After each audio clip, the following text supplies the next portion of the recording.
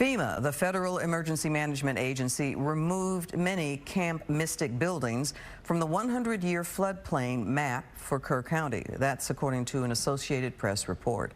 Fox 4's Sean Rabb in the newsroom tonight with that story. Sean. And Clarice, that AP report says the buildings were removed from the floodplain map created in 2011 after appeals from Camp Mystic. Think of that process as similar to when a homeowner appeals a property value appraisal.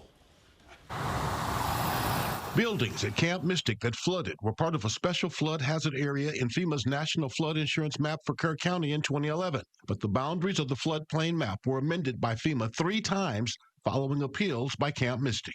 It was puzzling to me why they would be spending their efforts doing that when many of their structures were in high-risk areas. And it seems to me like it would have been time and resources would have been better spent physically moving those structures away from the most risky areas. Dr. Sarah Pralley is Associate Professor of Political Science and Senior Research Associate for Environmental Policy, Syracuse University. She reviewed the findings in the Associated Press report. It's hard to say whether this had any real impact in terms of whether it would have saved lives or lost lives, whether those buildings had been included in the official 100-year flood zone. So I think that's, I want to be clear about that. It's not really clear what impact it would have had. However, my first thought was, why is the camp spending time and resources challenging the designations in these flood maps when clearly much of the property of the camp was at risk of flooding?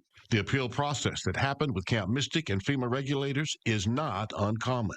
Applied here, though, there's a definite pattern, which is they got some benefit here, and they came back a few years later and got another benefit there, another benefit there. David Cole is constitutional law attorney.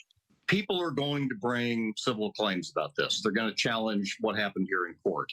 And the camp administration, the camp management is going to say, look, we went to the government, we talked to them, and we worked this out.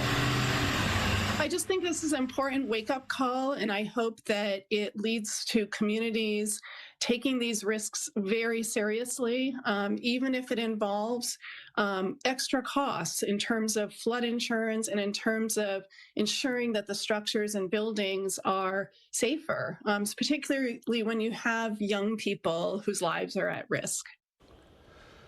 Well, the flood, of course, tragically historic. Again, no one can say with certainty it would have made a difference whether those buildings were still part of the floodplain map. But it is part of a broader conversation about safety at Camp Mystic, including an outdoor flood warning system, which we know was not in place.